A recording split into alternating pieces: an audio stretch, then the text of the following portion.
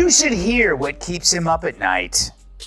This is what keeps me up at night. I don't understand how my fellow Americans, I don't even understand how this election is close. And yes, I'm voting for you, but I would also vote for that wall over there. Well, he's half right. We do need a wall. To keep out gang members, fentanyl dealers, human traffickers, and Anna Navarro. What's funny, though, is that Stern actually thought that was a compliment. Stern has become such a wussified sycophant, he doesn't realize that telling Kamala that he'd vote for a wall is telling her that he knows she's as dumb as one. Howard Stern built his empire on shock, rebellion, and tearing down the establishment. But when Greg Gutfeld took aim at the self-proclaimed king of controversy, Stern had no comeback, just an uncomfortable silence that said more than words ever could. In a jaw-dropping live segment, Gutfeld didn't just question Stern's transformation, he exposed it. The rebel who once raged against the machine had become part of it, and Gutfeld, he struck the match. What happens when the icon gets out-rebelled on his own turf? But that's how Stern can call snacking with celebs at a fancy restaurant exhausting. Exhausting. Like he finished the overnight shift in a coal mine. Or hearing Kat talk about her pets. Fair. But I get it, life is tough, especially when you've been cut off from the world for 2 years in a $20 million beach house. I mean, you have no idea how tiring it is walking all the way from the wine cellar to the tennis court and back. Some TV moments fade into the background, quickly forgotten. Others hit like a meteor, loud, fiery, and impossible to ignore. The recent live clash between Greg Gutfeld and Howard Stern was the latter. It wasn't just a verbal sparring match. It was a full-on cultural collision. Two media giants from entirely different worlds collided, but only one walked away looking like he still belonged in the stratosphere. Howard Stern, long known as the self-crowned king of all media, suddenly looked more like a relic than a ruler. But it is incredibly brave to take this stance after you've made $300, $400 million not being woke, right? Loving Donald Trump, exploiting the mentally ill, wearing blackface. Look at the crop of woke comics, whether it's Stern or Jimmy Kimmel, his BFF, Sarah Silverman, Joy Behar, Michael Ian Black. What do they all have in common? They wore blackface. And then they went woke. It's not a chicken or egg thing there. You know what order it came. So I call this BFR. It's blackface reparations. There's nothing in Stern's previous career that could withstand this modern witch hunt that he now embraces. So this is a form of restitution. Maybe he says, if I'm woke too, the crocodile will eat me last. But they always do eat. But I get it. He flipped from populist to elitist because now he's with elitists. He's enjoying this video. Don't forget to subscribe and hit the bell icon so you never miss a moment. Howard Stern was once the undisputed pioneer of shock radio, a fearless voice who built an empire by saying what no one else dared. He was raw, rebellious, and unfiltered, the mouthpiece for a generation tired of playing nice. Stern's name became synonymous with controversy, disruption, and defiance. You either loved him or loathed him. But ignoring him was never an option. But here's the thing about being a rebel king. Stay on the throne too long, and the crown starts to lose its shine. Over the years, Stern has undergone a slow, almost baffling transformation, one that has fans and critics alike wondering what happened to the fire. I will say this, Dagan. I thank God for Howard Stern because he does make me feel normal by comparison. Because I'm like the fox recluse. I don't do anything. I don't go anywhere. But he makes me look like, Pete Davidson on a... Yeah, he's a germaphobe. Like, his wife rescues cats. That's her job, apparently, her thing. But you can get toxoplasmosis. That's true. Cryptosporidiosis. AIDS? And, no, you can't. No, but you can't get. But you can get. I mean, what are the chances I get that again? Like a lot of diarrhea related. From brash outsider to soft-spoken celebrity interviewer, Howard Stern has morphed into something almost unrecognizable. These days, he's more polished talk show host than the explosive force he once was, rubbing elbows with Hollywood's elite and trading shock for sophistication. And that's exactly where Greg Gutfeld saw an opening. A glaring, vulnerable crack in the once impenetrable armor. Love him or hate him, Gutfeld has mastered the art of televised confrontation. He's part political commentator, part late-night jester, and part cultural wrecking ball. With a nightly show fueled by sarcasm, satire, and scorched earth commentary, He's made a name by torching sacred cows and going where most won't dare. So when Stern's name casually came up in one of Gutfeld's segments, the tone quickly shifted. What started as a passing mention turned into a calculated, almost surgical takedown. Gutfeld didn't just question Stern's transformation, he dismantled it. He mocked the journey from chaotic truth-teller to sanitized, penthouse-dwelling voice of conformity. The rebel who once thrived on shaking the system, Gutfeld argued, had become the system. On his radio show, Howard Stern defended wokeism, saying it's a compliment when someone calls him woke. Listen.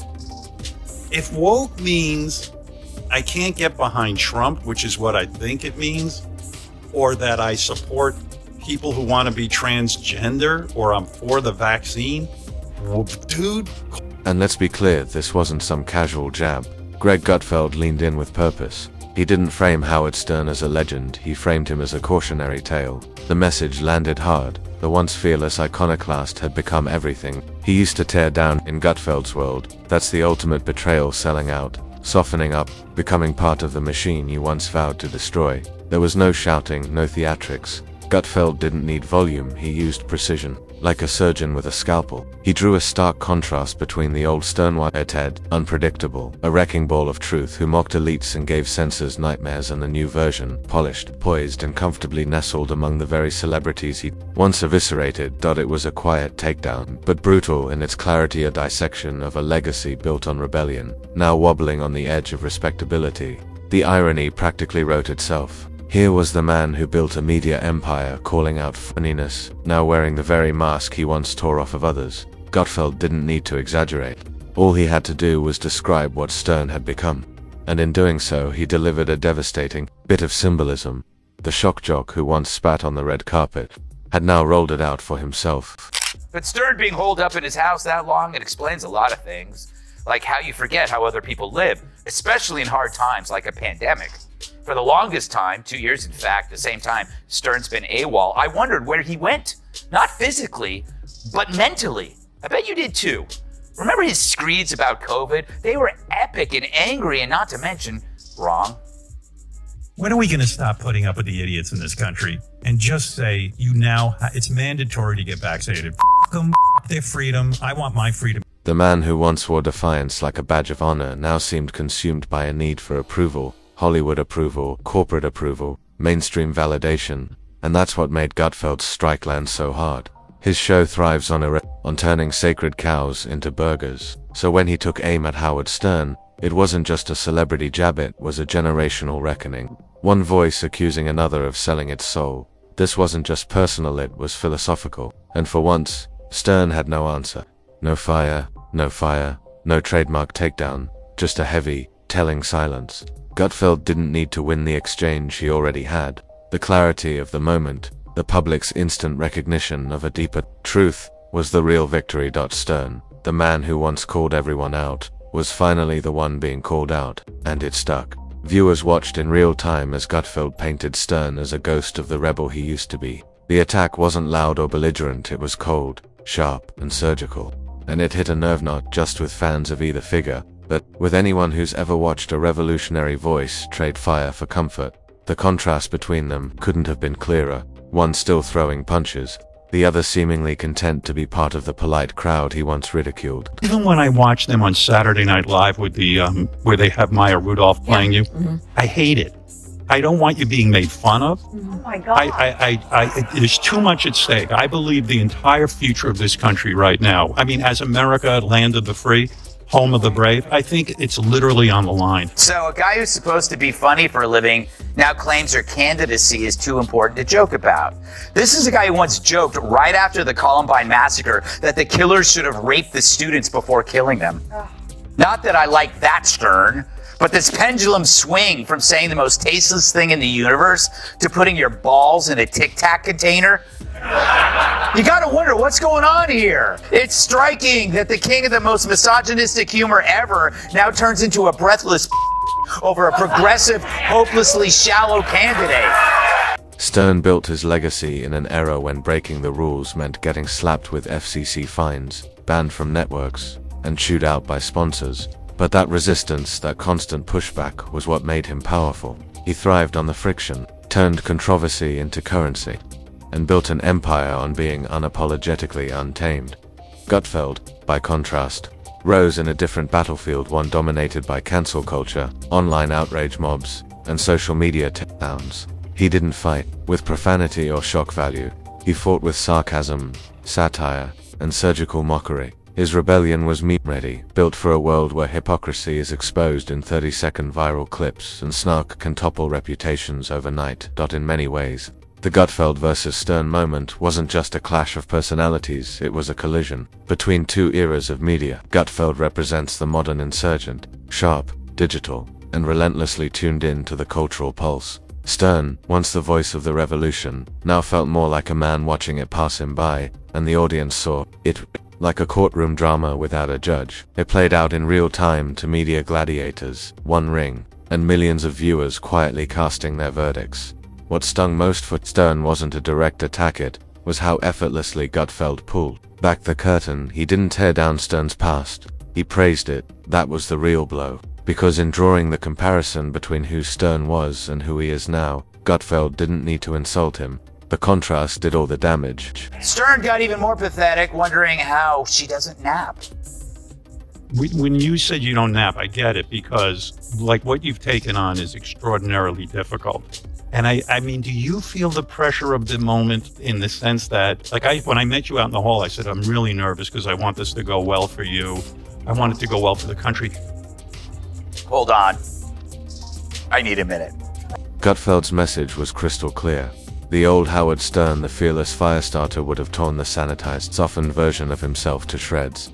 The Stern who now appeared on satellite radio and late-night shows in a designer hoodie, swapping deep thoughts with Hollywood elites and tossing softball questions to listers, wouldn't have even been recognized by his former self. Gutfeld, Stern hadn't just changed, he'd surrendered. Once a cultural sniper, he now came off as a media monk, muzzled, manicured, and unsettlingly at peace with the very system he once set ablaze. And once that image landed, there was no unseeing it. The response was immediate. Social media exploded with clips, commentary, and reactions from every corner of the internet. The segment didn't go viral because of an outrageous outburst, it went viral because Gutfeld had voiced what countless former Stern fans had been quietly thinking for years, but never dared to say out loud. That it also sparked a bigger, deeper question. Can anyone truly stay a rebel forever, or does every icon eventually trade their edge for acceptance?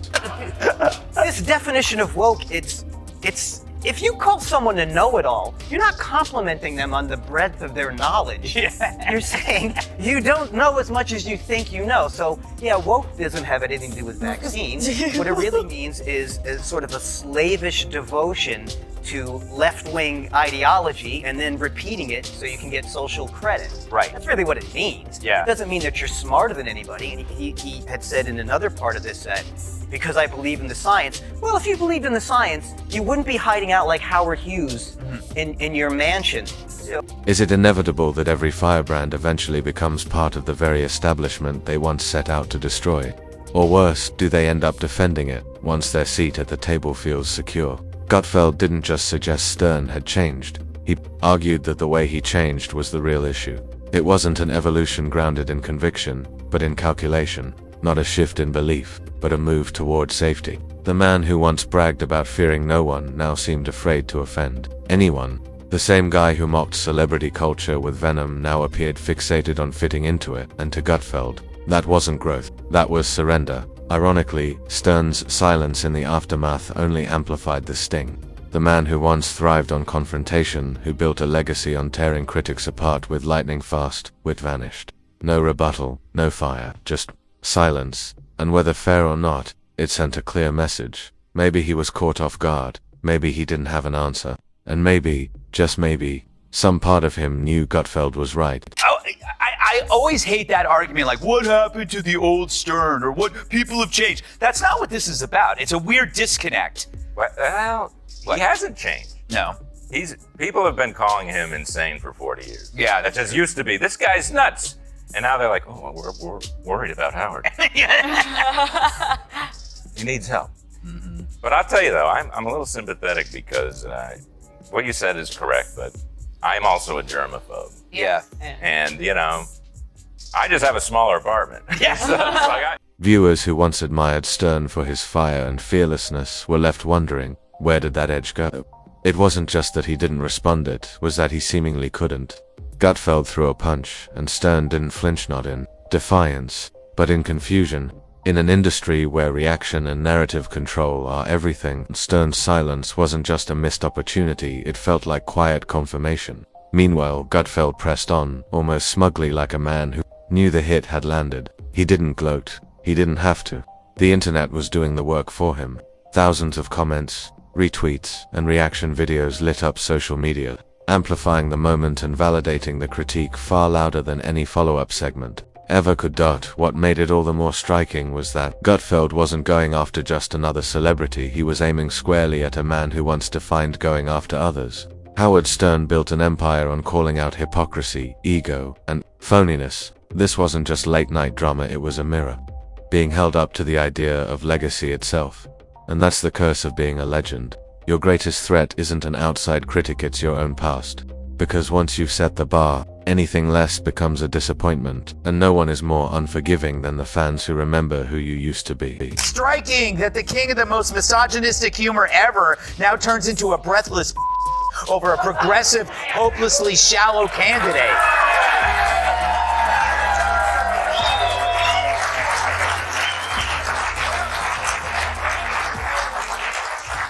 But maybe that's the explanation.